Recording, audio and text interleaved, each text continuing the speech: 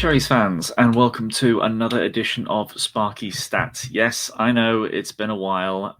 Forgive me if I'm a little bit rusty, but as I'm sure you can imagine, I haven't really had the impetus to talk about us after a 9-0 defeat. And now there are a couple of things that I do feel as though I want to look at in this video. Now, before we go any further, I am just going to ask Kirk to introduce our sponsor. This video is sponsored by Aquashine Exteriors, professional jet washing and cleaning services across Bournemouth, Christchurch and Poole, including Dorset, Hampshire and Wiltshire. Are you feeling it's time to get that driveway nice and shiny for when you come home, or are you wanting to get that guttering tidied up and spotless again? They deliver this, plus much, much more. Please head into the description below where you'll find their details for their website, including the socials, Facebook and Instagram. You also need to find their before and after portfolio. You can also call them on 07503 998 088 for a free quotation. Don't wait till next week. Don't think you'll do it another day. Pick up the phone, give them a call, check them out. So, to give a brief overview before I go into any kind of specifics, one of the things I do hope that I'll be able to do at points during the season is provide resources for you to have a look at for those of us that are of stats inclined nature like myself. This is the understat.com Premier League table, and this shows the standard kind of stuff that you would expect, but also gives an expected goals column and an expected goals against column, and along with that will give little indicators here as to show are a team overperforming or underperforming. As you can see here, Bournemouth in green, lovely shiny green, we are overperforming our expected goals. We would only have expected to score just over 3, and we've actually got 6. And as I'm sure is not going to surprise anyone, we are massively underperforming in terms of our expected goals against. That is obviously mostly due to the 3 games against Arsenal, Liverpool and City, and that they scored more than would be generally have expected of them. But that is something that we are improving with our performance against teams outside of the top 6. But we'll see how that continues as we go into the season. Now, the other column that they give here, which is an interesting one that may take a little bit of time to get a head around, is a kind of a natural extension of XG, and that's expected points. Now, this obviously looks a bit weird because you have decimal place amount of points here. But basically, the idea for expected points is that if you have a game where 2 teams finish on the exact same expected goals, let's say 1.5 to 1.5, they will be given an expected points value each of 1, because it is a perfect, as it were, draw, where they're exactly the same expected goals. If you have a game where 2 teams are very different in terms of 2 expected goals or more, so say this one's got 3.5 and this one's got 1.5, then that is looked at to be a significant enough margin to say that they were basically guaranteed the win. So their expected points would be 3 for the team that produced the significantly better expected goals, and rock bottom 0 for those that didn't really get very much at all. And then the expected point is somewhere in between. So very rarely are you going to get someone given exactly 3 to 0, and very rarely, even less rarely, are you going to get given exactly 1. It's going to be a decimal place of value somewhere in between. And obviously over the course of a season, that can give you a decent expectation of where should a team be based on their expected goals. Now, this website, we're a little bit early in the season, and as you may be able to guess, if I sort by expected points, Bournemouth are rock bottom at the moment. But that is going to be partly due to something that I have nattered on about enough at this point, but it's something I'm probably going to mention again, is that Bournemouth have not got more than 1 XG at any point this season in a match in the Premier League. We have done that against Norwich, but we haven't done that against any Premier League side. And that's why the expectations for where we should be this season are very low, because we are overperforming in the games we have gotten points from. To try and dig a little bit deeper and pick out something defensively and something offensively for us to have a little bit of a deeper look at, this is the other 14's Twitter, the Twitter handle of a site that I think you should all be subscribed, probably following already. ignores basically everything that's being done about the top six and specifically focuses on the teams that we all should be really focusing on trying to beat in order to make sure that we stay up this season. Now, if you look at these stats here, that will show you that the amount of pressures we've applied so far this season is more than any other team. Now, if you go back to what we were doing last season, our pressing numbers looked really good. Our PPDA was nice and low. We were roughly the third best in the division in terms of making sure that we pressed teams into making decisions on the ball. This season, the amount of pressures we've put so far is very high. Now, it's not the highest per game. Leeds' match against Manchester United was postponed, so they actually have a higher pressures applied per game value.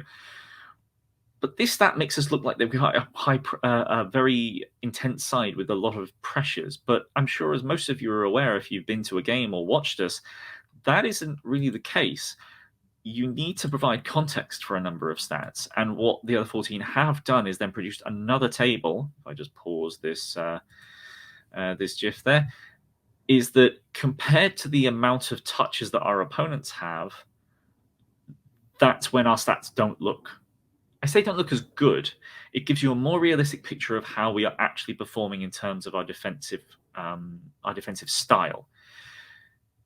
The interesting thing here for me is just how we have managed to provide the most pressures, which I think is understandable, but also the opponent touches. We have let our opponent have the ball far more than any other team in the division.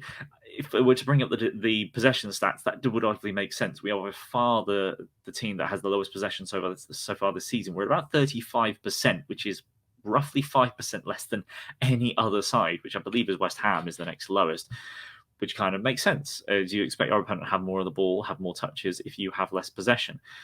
But it shows that we are very much a team that wants to sit back, which is contrary to what we did for a lot of last season. But we also settled quite nicely into defensive situations last season, mostly due to Scott Parker, admittedly. 2-0 was enough, and we just sit back and try and hold out for the win. And we're doing similar things this season. Now, what I want to sort of point out for here is O'Neill going to sort of change us up at all in that? So far, we played 3 of the top 6 sides and not really done very well against any of them. But when we compare the other teams we've played, Aston Villa was a relatively even game. Wolves, we sat in basically the entire time. We did very, very little in that match. Nottingham Forest was a poor first half, but a very strong second half with a lot of very good pressing and pretty much dominated that half. And then Newcastle. First half, we were a little bit more adventurous, but second half, we just sat back, settled into our 5-4-1 formation and just didn't really go anywhere. Settled for the point, got the goal, which was, quite a nice little counter-attacking move, recycling possession and doing very well. But we are a team that are going to seemingly be very happy this season to just settle into our shape and stay deep. That's so far, though. So is O'Neill going to change anything? If the takeover goes through, are we going to get a new manager that's going to try and push us up a bit further?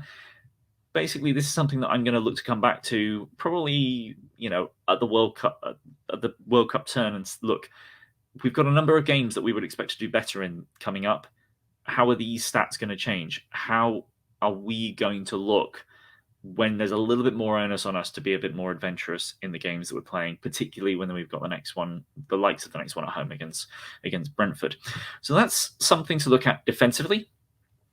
Offensively, I've got a slightly different angle. This one was a bit mixed. This is sort of like, let's see what happens going forward. As opposed to when our attacks, I've already said, I'm a little bit worried about not our effectiveness up front, because our conversion rate is high, unsustainably high. We need to be creating more. It's pretty much pure and simple. We're not creating enough chances. This is fotmob.com, and this is their chances created list, and we've only got 10 players in that list. Right at the top, quite nicely, we've got Marcus Tavernier. Apologies, I can't zoom this any further if I want to get all 10 players in. If you're watching this on a mobile device, sorry, you might find the numbers hard to see. But you've got Tavernier here at 10, Zamora at 7, Billing at 5. The rest should be the also-rans. Obviously, Lewis Cook doing quite nicely at 3. Lloyd Kelly, surprisingly high at 3. Obviously, our top assist maker this season. But chances created per 90, we've got Marcus Tavernier at 1.5. That's pretty good. Jordan Zamora at 1.3. Very good.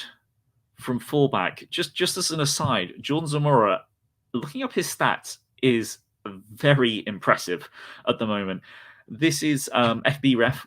When you've played enough games, you can. They will produce a table that compares compares that player against the other players in that position in Europe's top 5 leagues. So going up against the other best in Europe, Zamora comes out pretty nicely. His shot creating actions puts him in the 87th percentile, top 13% of shot creating actions, which is, dribbling forward, putting a pass in, making a cross. Doesn't have to create an assist, has to create a shot. Obviously, he's got 1 assist, so he looks very nice here. But actually, blocks, top 5% in Europe for left backs, or Europe's top 5 leagues for blocks. Top 17% for interceptions, top 26% for tackles, and his dribbling stats look favourable as well. Don't get it twisted. Just because Zamora has been subbed off a couple of times doesn't mean that he hasn't been very good this season. And I was surprised to see just quite how nice he's been when you look at these stats. Now, it's only 7 games in. Let's not get too far ahead of ourselves, but it is very encouraging. I've just given away where I was going to go on to. The worry for me at the moment is undoubtedly Ryan Christie. Now, if you watched the video that Kirk and I just recently put out on where we think players have been in terms of how good they've been compared to expectations, Ryan Christie's work rate is amazing. We all know that. We all kind of expect that. And his defensive numbers are decent for his position. Offensively, he is just not doing enough. 0.5 chances created per 90 is worse than Lloyd Kelly. If you are an attacking midfielder and you're not putting up numbers that are any better than a centre-back, you're not performing. You're just not. Yes, Marcus Tavernier hasn't got a goal or assist either, but you can see how much more he's producing. The caveats is that first off, the Tav has played more, but this is per 90 stats we're looking at here, so that's kind of equalized. The other thing that I'd look at is that when I bring up Ryan Christie's stats here on SofaScore, if you look at his heat map, it's kind of all over the place. He's played a bit on the right. I think it's either Liverpool City. It was one of Liverpool City or Arsenal where he definitely started on the right, but he's mostly been shunted over to the left. Not that he can't play that. He plays that side for Scotland, and you can see how much more offensive he is able to be for them, despite them, again, being a middling side. But they are playing against sort of comparable teams, which we aren't really for half of our matches. He's being involved. He's having to be more involved defensively. When he gets forward, he's not producing the right pass. How many times have we looked at Ryan Christie going into a decent position and just not play a good enough pass? And that's the worry. If I start comparing a few stats with the guy that took his place, so if I shunt the screen down here and bring up Tavernier, who obviously has very much featured a lot more on the right-hand side, what we've got is, yes, I am. So touches, so just to point out, SofaScore does per match rather than per 90. That can be a little bit misleading, so you need to be careful with, making accurate comparisons. So touches, obviously, Tavernier is going to play a lot more. Key passes per match, that's, again, like I said, that's chances on FOTMOB, but this is per match rather than per 90, so the numbers are skewed slightly. Christie looks even worse here, but that's not fair to judge because they're not necessarily making the correct comparisons here. But in terms of passing, accurate passes, Ryan Christie's actually higher, but the numbers are quite a bit further down. 0.5, Marcus is actually slightly better. But in terms of percentages, Ryan Christie is actually getting better percentages in most of these when you compare it to Marcus Tavernier. But he's actually getting more of them. he's producing more successful passes. His percentages might not be great, but he is actually producing more successful passes. He's trying more. I think one of the main ways you can sort of look at that is the possession loss tally looks really quite bad. 16.9 in comparison to 6, but that's more going to be because of his attempts to play the more difficult passes, to play the line breaking ball that is going to give us an opportunity. And the fact that he has so many more key passes or chances created per match than Ryan Christie is tantamount to that. Yes, I think he maybe could have done better himself. 1.5 is not that incredible in terms of a chance created number from Marc Davies, but it's obviously considerably better than the 0.5 that Christie is putting out. We need to be giving Solanke opportunities to put the ball in the back of the net. We can't keep relying on, well, actually Billing, to be fair. We can't keep relying on Philip Billing pulling a great goal out of nowhere. Or in the case of even Solanke, his one goal this season is an overhead kick that took a deflection. We're getting a little bit lucky at the moment.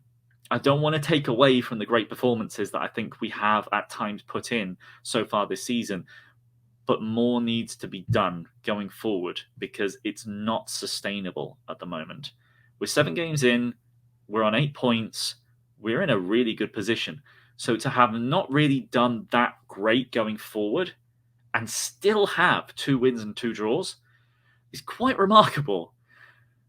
So what I'm trying to put across is things don't always look great on paper, but we do have other opportunities going forward now to improve. We've had 2 weeks where most of the players are at home and Gary O'Neill has been able to work with them on the training ground.